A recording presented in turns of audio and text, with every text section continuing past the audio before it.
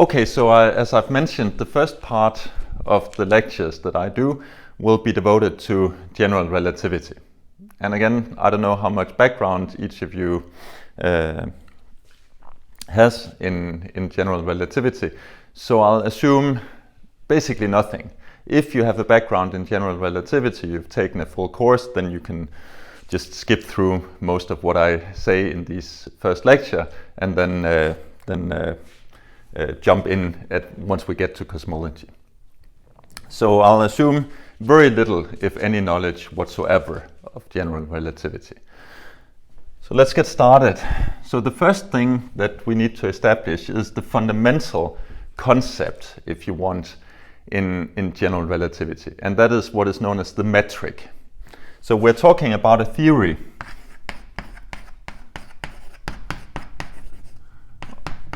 of space-time, right? So we are talking about some theory that couples the concepts of space and time, and which should include both special relativity, but also include Newton's theory of gravity as a limiting case. And as it turns out, the way that it's done in general relativity, what is known as the metric is the basic concept. So if you imagine some kind of space or surface, I'm not really doing this as a math course, so I'll be quite sloppy in my notation, but I hope it's okay anyway. So let's look at 2 points. For now, let's assume that it's a Euclidean space, just to make it simple, right? So it's standard, normal, three-dimensional Euclidean space.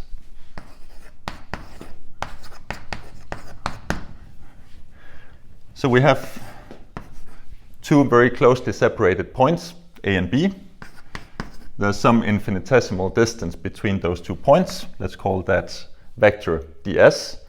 Then we know what the length of ds is. So we could write that, for example, in Cartesian coordinates, right? We know that in 3 dimensions, the length of this vector squared is equal to, if I write it out in Cartesian coordinates, it should be dx squared plus dy squared plus dz squared, or if I do it in polar coordinates, we have a radial component, right, and then I have r squared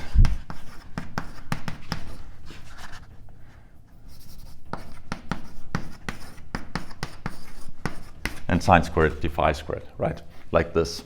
It's the same thing, of course, the physical distance is exactly the same over here to the left, but the coordinate parametrization is different, and therefore I get different expressions on the right-hand side.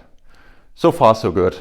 Of course, I could also write this in a slightly different way, so let's just stick to what I have up there, right? So I could now make a coordinate vector, let's call it dx vector, which really consists of dx,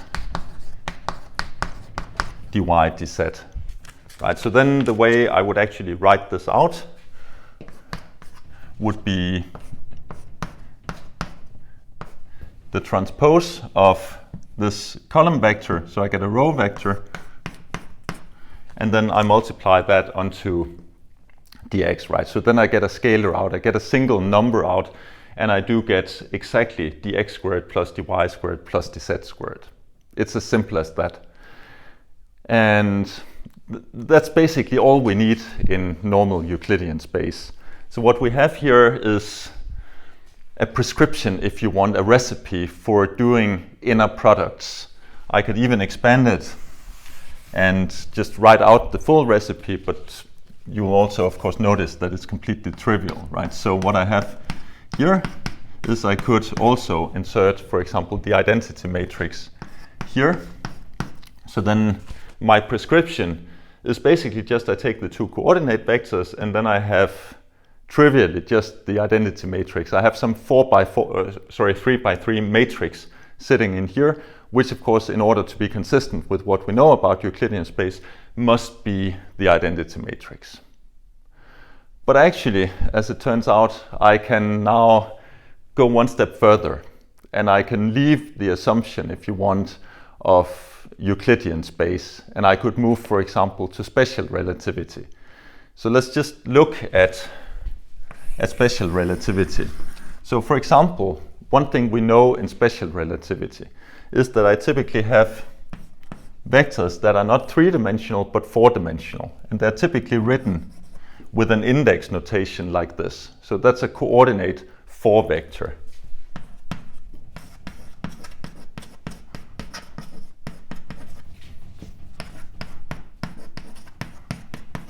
So this coordinate 4 vector I could write out in coordinates as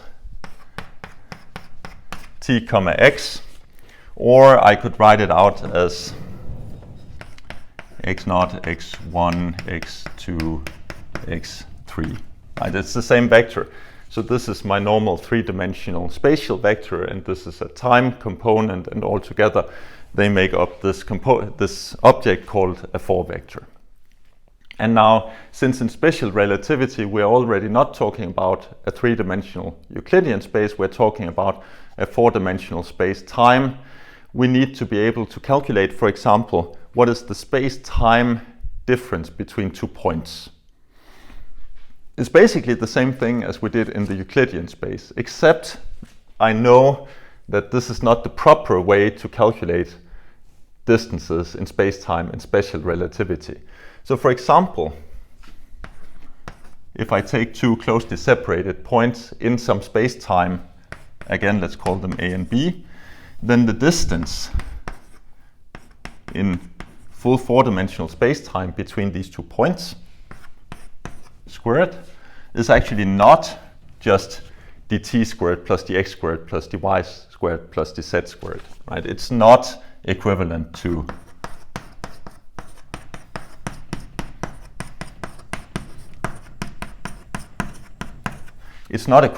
this. If I actually did this, then I would figure out quite quickly that it doesn't have the right transformation properties under Lorentz transformation. So that's a no-no, right? What I actually will need is something else, namely the same thing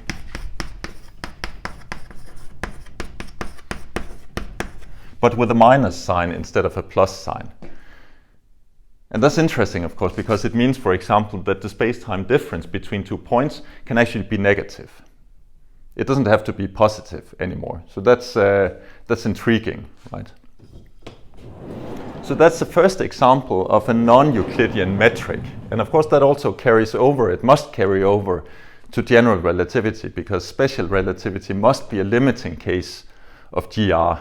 It cannot be completely separate. The two must be contained within the same general theory.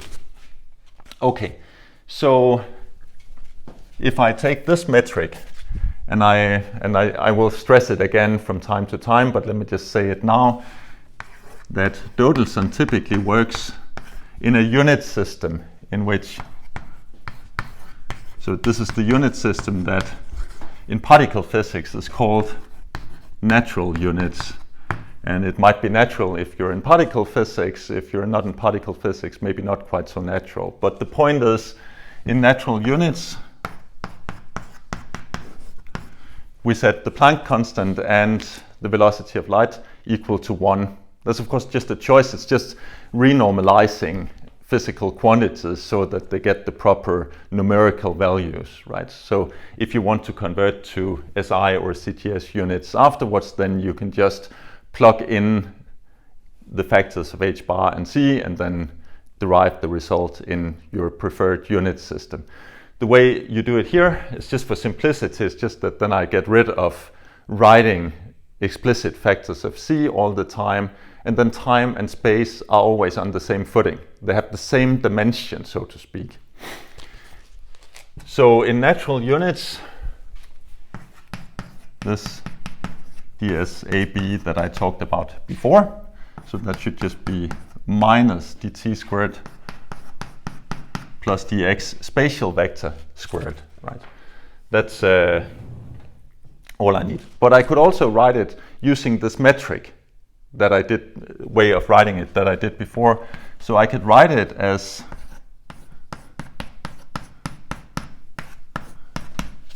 this original column vector transposed, then some matrix here,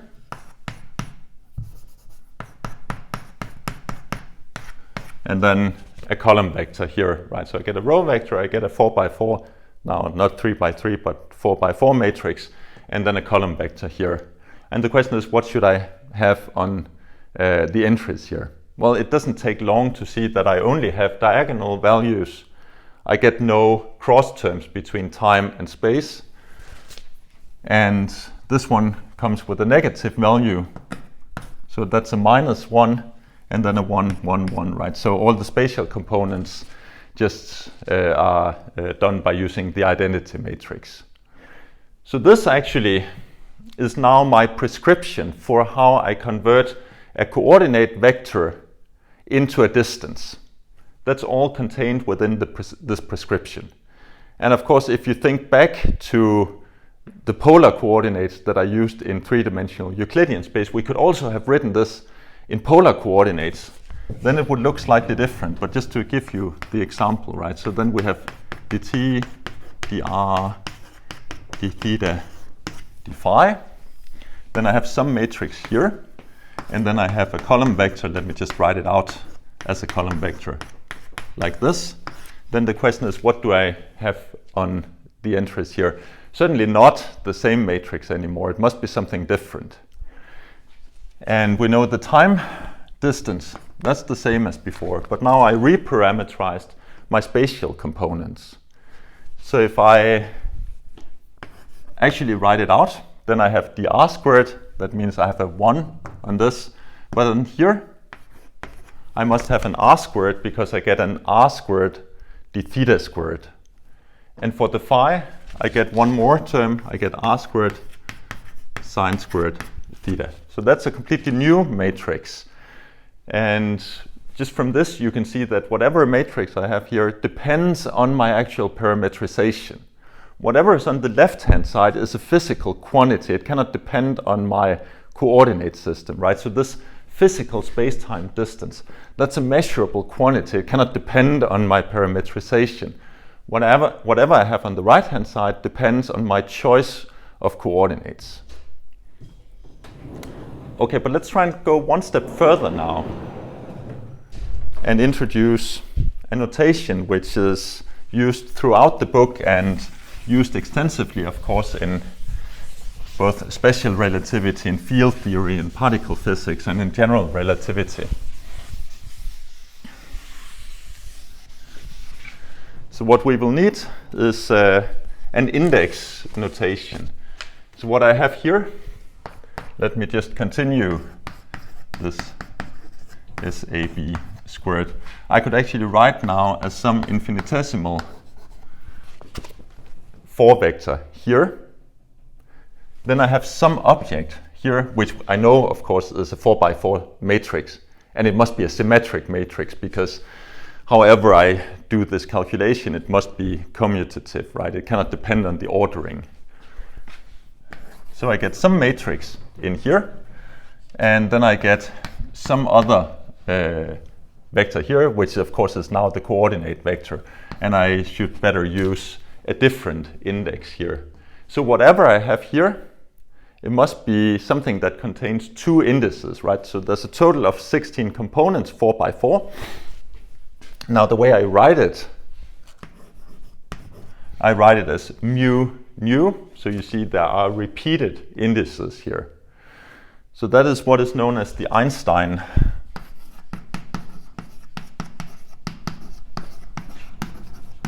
summation.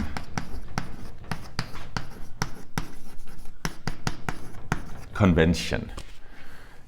So what I mean here is that this is a 4 vector, right? It has 4 different components. This is a 4x4 matrix. Now when I do the actual calculation, this calculation, then of course I do summation over all of these components. Right, so first I take the column vector, then I act on the column vector with a 4x4 matrix. I should get out again a column vector, right? and then I multiply that column vector with a row vector, and then I get a scalar out. So what I'm really doing is I'm always doing multiplication of two individual components, and then I sum them up. So what really this means here, you see every time there's a repeated index in this notation, it implies summation.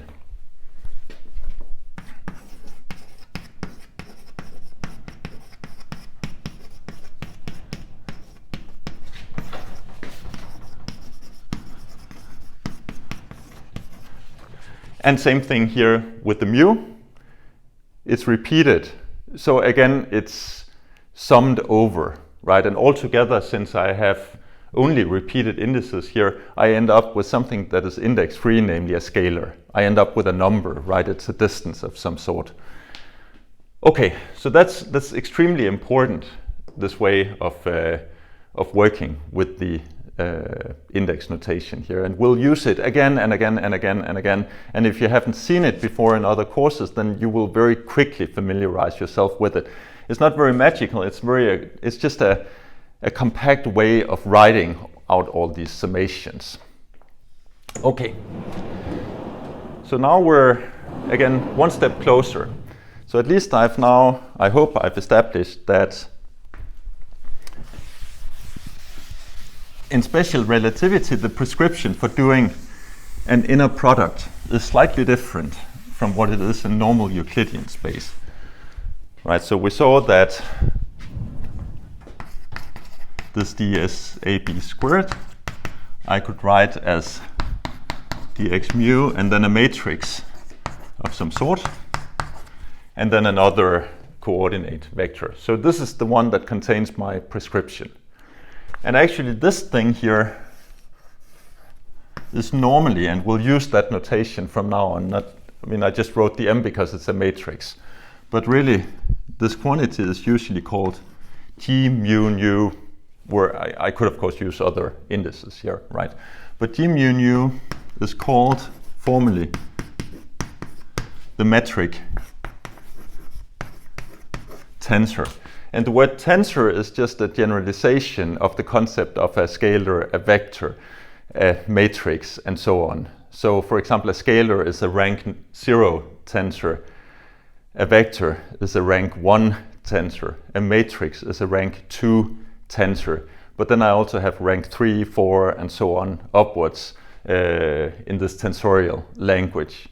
And general relativity contains tensors up to and including order 4, so that would imply 4 different indices here, or 4 by 4 by 4 by 4 different components that in principle I would have to calculate. So it very quickly gets extremely messy, and that's why this index notation is always used. Okay, so G mu nu is what we know as the metric tensor, and that contains all physical information about whatever system I'm looking at. So actually another thing which seems slightly puzzling at first is that the ordering I write the terms in becomes unimportant once I use this language. So of course, if I write it out in our normal way of writing it, right? So then I would have a vector here, and then I would have the matrix, and then I would have another vector. I need this transposed, and I need the ordering to be preserved, because otherwise I never get a scalar out. If I try to flip the ordering of any of these things, then I get a completely different object out. But the point is that in this index notation, the ordering is implicit, right? So it's always assumed to work out, and that means that I can just remove this, and then I can say, okay, what I have here is dx mu, g mu nu, dx nu. But that's equal to g mu nu, dx mu, dx nu. It's the same thing, or I could do any other ordering I would like, because that's already implied in the way I write it. So these repeated indices, it's completely well determined how I must do these things in practice. So it's just a very, very compact way of writing out this thing, which I now erased. but this normal vectorial and matrix way of writing out things. So everything becomes very simple and very compact, and I can do these index manipulations of various kinds and get my results out.